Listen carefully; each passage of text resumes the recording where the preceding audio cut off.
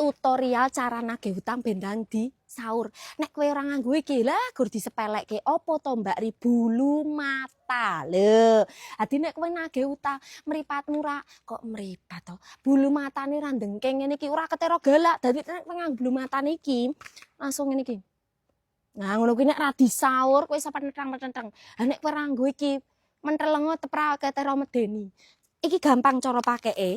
Iki wis enek jenenge bulu matane enek magnete. Lah iki elenere dienggo lime. Dadi dienggo ngono ki lho di set ngono langsung dadak dudoi dadak kon nyopot neh aku. Cepet semenit renek kowe wis rapi. Iki jenenge leku tuku iki.